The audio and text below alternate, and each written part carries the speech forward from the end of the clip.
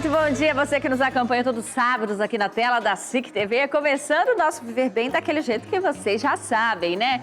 Falando de qualidade de vida, bem-estar, saúde, comportamento. A cada sábado a gente traz uma nova temática e especialistas para esclarecer aí pontos essenciais, levando clareza a você que nos acompanha fielmente pela telinha da SIC. Então, bora lá para mais um Viver Bem, mais uma temática. E hoje vamos falar das crianças, porque nos primeiros anos de vida, as escolhas alimentares têm grande impacto no desenvolvimento e na saúde a longo prazo. Os hábitos que as crianças constroem desde cedo são fundamentais para garantir que cresçam fortes, saudáveis e com uma alimentação equilibrada. Mas como evitar os erros mais comuns que os pais cometem ao introduzir novos alimentos? Como lidar com as preferências alimentares e garantir que a criança tenha uma dieta variada e nutritiva? Para nos ajudar a entender essas e outras questões, convidamos a doutora Raquel Souto, que é nefropediatra, que é muito bem-vinda aqui com a gente mais uma vez. Pode chegar, doutora, vamos falar dessa temática tão importante? Tudo bem? Bom dia. Bom dia. Vamos sentar e bater esse papo, então, aí ao longo dos próximos 30 minutinhos, falando sobre a alimentação infantil. E qual que é a influência da alimentação logo nos primeiros anos de vida para a saúde a longo prazo? Então, a primeira infância, ela é uma época que a criança, tudo aquilo que acontece na primeira infância vai repercutir tudo na vida adulta, seja questão alimentar, seja questão comportamental. Então, a base da criança inteira, ela é feita na primeira infância.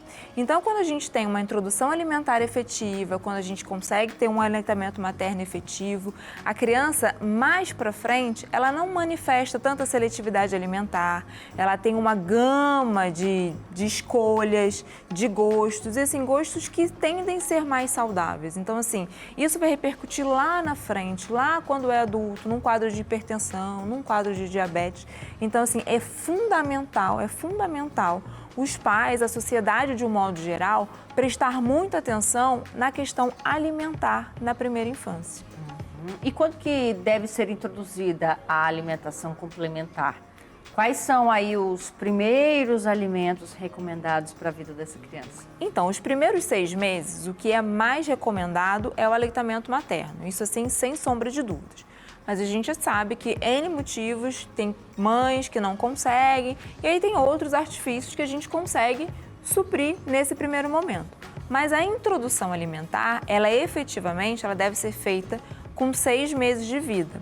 Lógico que tem umas crianças que não podem ou que não apresentam sinais de prontidão para alimentação, então aí a gente altera um pouco o início da introdução alimentar, mas a introdução alimentar, ela é feita a partir dos 6 meses, que é quando a criança tem prontidão, né, assim, ela já está sentando, já manifesta mais sinais, assim, de desenvolvimento mesmo, de reação, de engasgo, toda a movimentação é a partir dos 6 meses. Essa introdução, os alimentos que serão escolhidos, fica a critério da mãe ou existe uma espécie de protocolo da introdução desses alimentos, de quais seriam os essenciais para os primeiros momentos?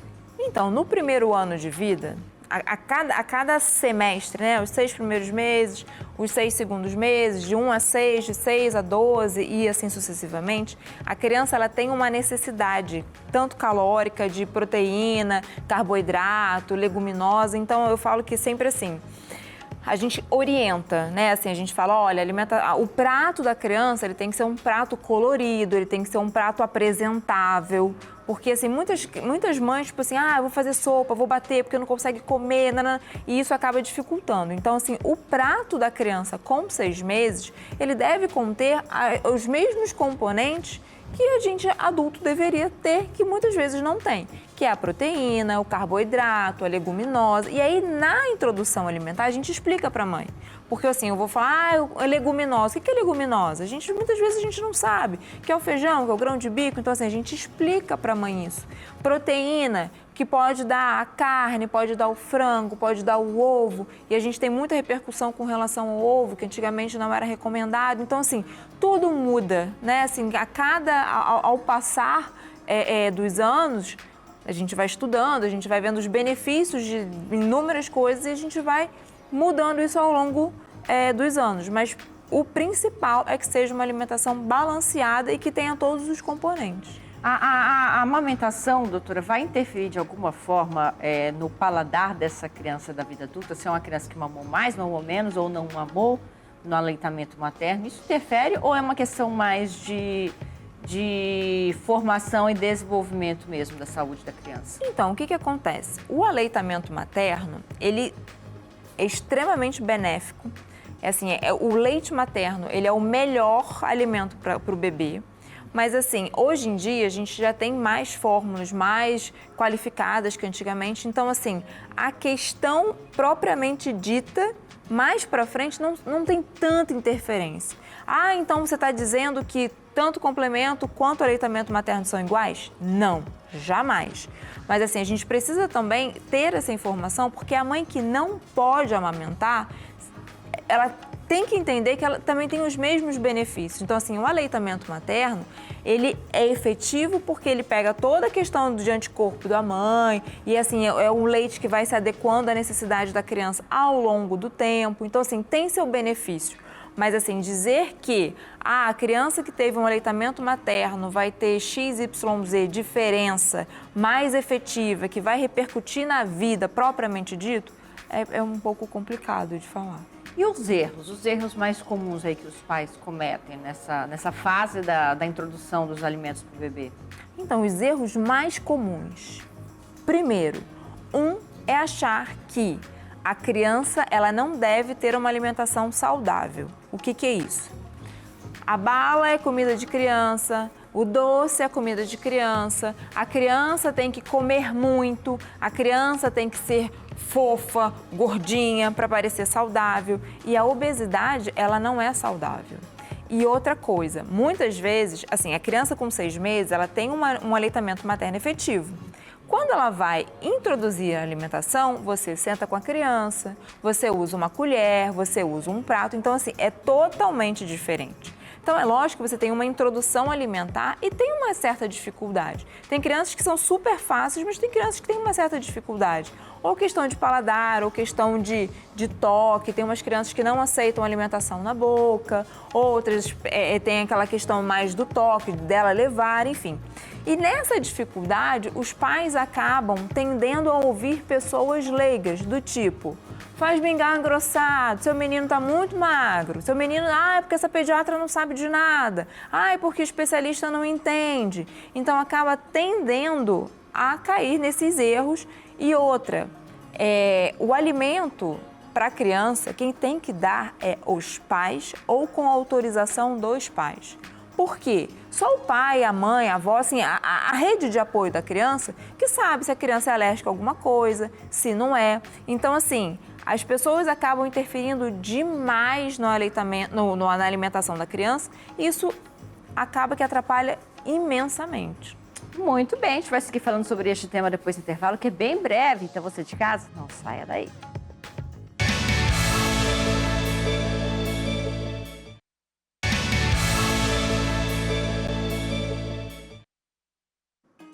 Muito bem, estamos de volta com o nosso programa e falando hoje sobre alimentação infantil, entendendo como passar por esse processo, a importância desta fase e quais alimentos escolher, como realizar essa alimentação. Estamos recebendo a doutora Raquel Souto, nos ajudando a entender mais sobre a temática de hoje.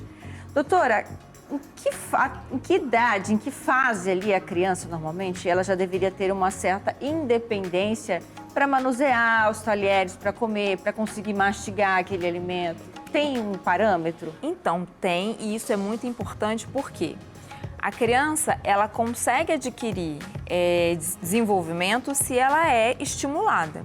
Se eu tenho um bebê de 6 meses que chega a 1 ano e assim, eu não dou autonomia para essa criança de entregar uma colher, de entregar um pedaço de uma fruta, ela tende a ter uma atitude mais passiva do que sempre ter alguém entregando, sempre ter alguém alimentando. E isso é uma coisa assim muito presente nos consultórios, na nossa preocupação, porque a partir do momento que essa criança ela vai crescendo 1, 2, 3 anos e ela não tem a autonomia de se alimentar sozinha, assim, a gente gera um problema imenso de independência da criança.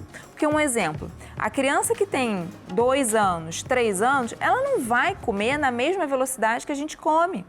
Ela não vai comer na mesma proporção que a gente come. Então, assim, a gente tem que respeitar o tempo da criança. E às vezes a gente não respeita. Ou porque está com pressa, ou porque quer coma mais rápido, ou porque acha que está comendo pouco. Então, o que a gente faz? Liga uma televisão, o menino abre a boca e fica dando. Então, aí você não ensina a criança a ter independência de comer. E isso é extremamente importante. Aí fala assim, não, quando crescer passa. Mas passa quando? Só vai passar quando ele começar a comer. E assim, tem crianças que, tem patologias, que tem quadros clínicos, que as crianças tendem a ter uma seletividade alimentar maior. Isso aí é para ser tratado, e assim, eu não estou falando dessas questões, eu estou falando das questões de um modo geral. E aí, como a criança ela não é estimulada a comer sozinha, ela vai passar 5 anos, 6 anos, 7 anos abrindo a boca para alguém dar o alimento. E isso é extremamente preocupante porque ela não está vendo o que ela está comendo. E assim, ela não tem um momento como se uma alimentação fosse um momento prazeroso, porque a alimentação ela precisa ser um momento prazeroso.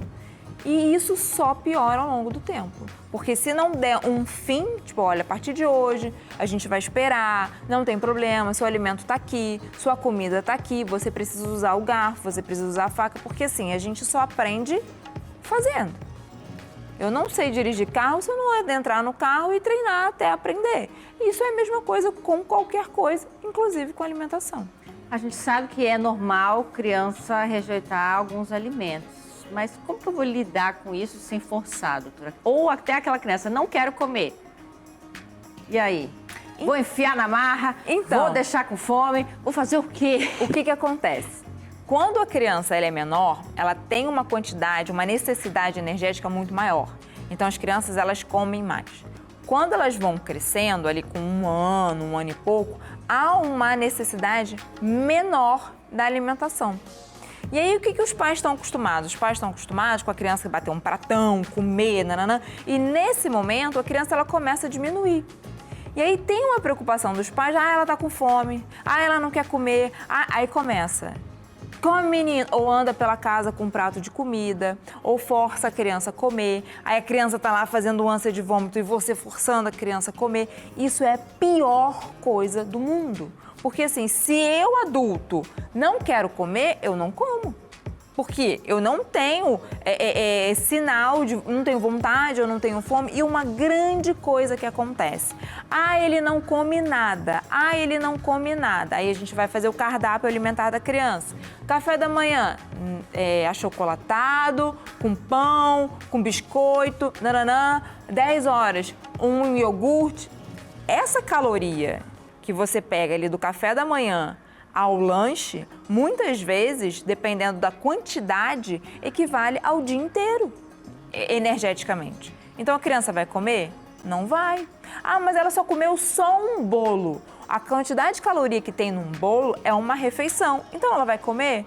Não vai. Então assim, essa coisa da criança não come nada, a gente precisa muito botar no papel, olhar, amplificar e assim enxergar aonde está o erro.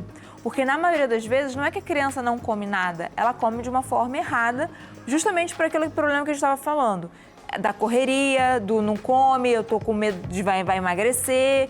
E ainda tem essa questão. Muitas vezes as crianças, elas, os pais e a rede de apoio de um modo geral, ela olha para a criança e tem uma necessidade de ver uma criança gordinha, de ver uma criança fofinha. E às vezes as crianças que são, mas esse menino está muito magro. Quando você coloca na curva de crescimento, é uma criança que está de sobrepeso. Meu Deus, mas as costelas desse menino aparecem, olha esse pescoço fino. Ali, 90% das vezes, são crianças que estão dentro de uma normalidade. e que a sociedade, os pais, de modo geral, categorizam como sobrepeso e como magreza e que, na verdade, não é. E a criança está ali num sobrepeso e, às vezes, numa obesidade. E essas questões de você forçar a criança a comer tende a criança a rejeitar a um longo prazo a alimentação. E isso é extremamente ruim. Um exemplo. E outra coisa, assim, que também faz com que as crianças não aceitem a alimentação. Se eu não gosto de brócolis.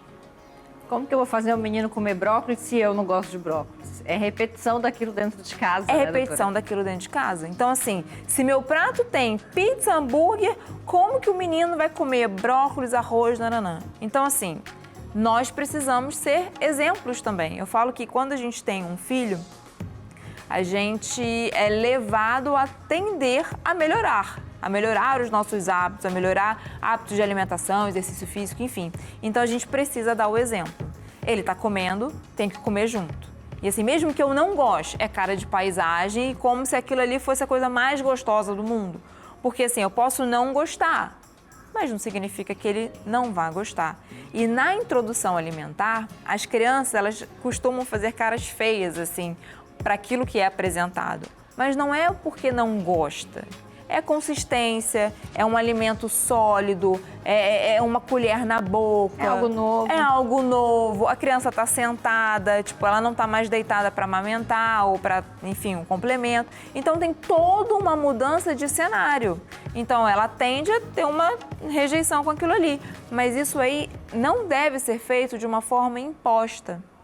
A gente espera, a gente apresenta, e apresenta a colher, apresenta a alimentação, faz com que a criança pegue aquilo ali, porque assim, a idade que a criança tem para pegar o alimento, para explorar o alimento, é no primeiro ano de vida, não é com 5, 7 anos, entendeu?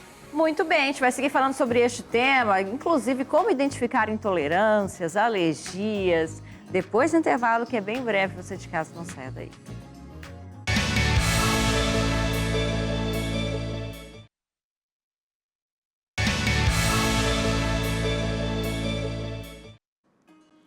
Já de volta com o nosso tema falando sobre alimentação infantil e receber a doutora Raquel Souto aqui conosco, nos ajudando a entender diversos pontos aí sobre os desafios da alimentação na infância. Doutora, e alergias, intolerâncias, as crianças elas também estão sujeitas, né? Então, hoje em dia a gente consegue muito mais diagnosticar uma alergia à proteína do leite de vaca, enfim. Então, hoje em dia, as mães, elas acham, nossa, todo mundo é alérgico. Não, é porque a gente tem mais diagnóstico. E é aquele bebê pequenininho que chora muito após amamentar, ou às vezes, nas fezes, apresenta raios de sangue. Então, assim, isso aí começa a uma manifestação e aí a gente tem que investigar, fazer a dieta na mãe, e aí a gente dá sequência até para o gastropediatra também. Mas normalmente a criança apresenta, então, alguns sinais. Apresenta. Né? É choro intenso, muita cólica, muita irritabilidade, muitas vezes não tem ganho de peso adequado. Então, assim, tem os sinais aí que elas apresentam aí nesse primeiro momento. Vamos lá recapitular o nosso tema, então, com alguns pontos aí para vocês de casa. Parar e refletir. Isso é mito ou verdade? O leite materno é o único alimento necessário até os 6 meses de idade, doutora? Super verdade. O aleitamento materno, até os 6 meses, precisa ser é exclusivo. Você não precisa dar água, você não precisa dar chá, você não precisa dar nada. É o leite materno ou, caso da impossibilidade da mãe fazer o aleitamento materno, a substituição de acordo com a orientação do pediatra. Mas o aleitamento materno, ele é fundamental. Certo. Mais um ponto, então. A introdução alimentar pode ser feita de qualquer forma, sem precisar de regras específicas. Não, super falso.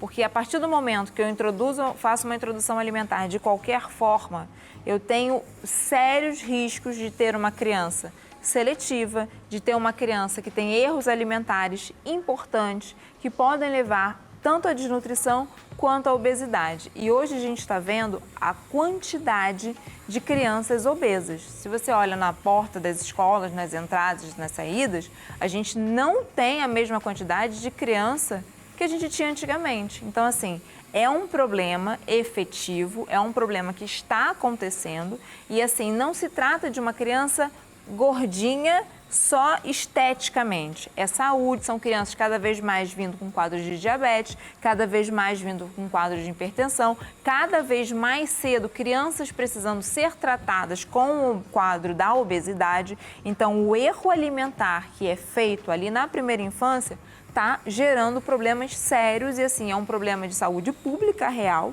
e é um problema que acarreta a qualquer classe social e a gente está vendo demais. Certo. Aproveitando esse tópico, esse ponto, doutora, alimentos processados podem ser consumidos com moderação desde os primeiros meses de vida? E aí? Não devem. O açúcar, ele deve ser apresentado para a criança a partir de 2 anos de vida. E assim, 2 anos de vida e de uma forma assim muito pontual, muito cautelosa, sabe? Porque assim, até 2 anos não comeu nada. Depois de 2 anos agora abre a porteira. comer. Não dá. E aí tem um mito muito grande das famílias falarem assim, é impossível a criança não comer doce até os 2 anos de vida. Porque, infelizmente, a gente tem um mito de que doce, ultraprocessado, guloseimas é uma alimentação infantil, só que ela não é.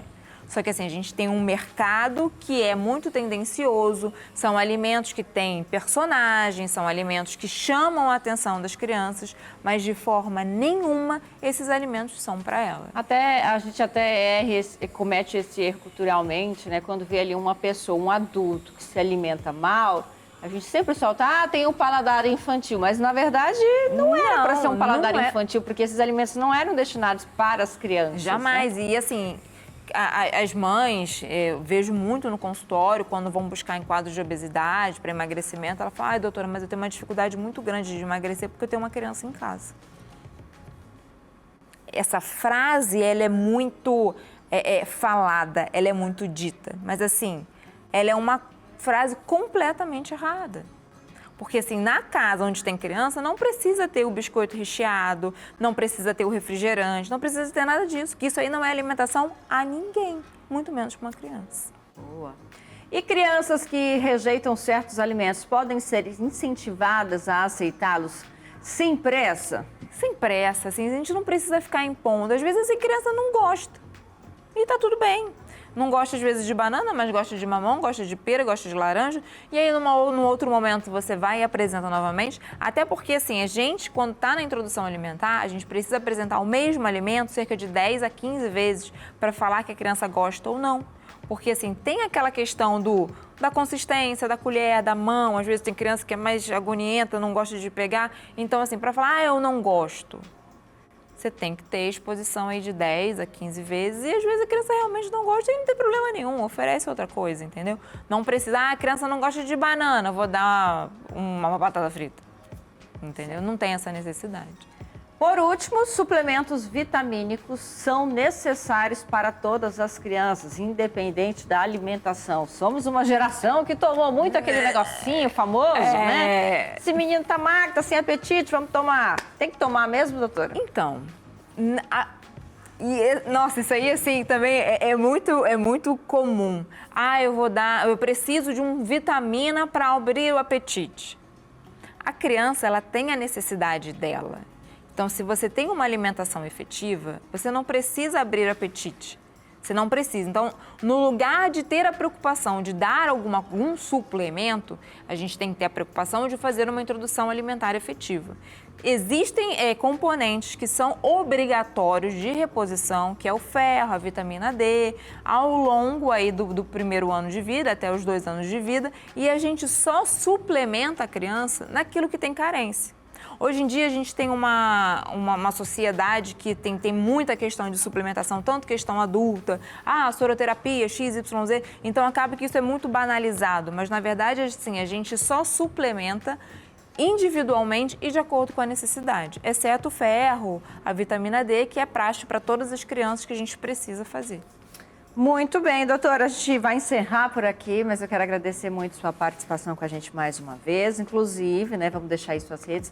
Quem quiser, para ter mais informações, outros assuntos, né? Você sempre está falando sobre os assuntos. Sempre estou por lá. Né? Obrigada, viu? Eu que agradeço, Renata.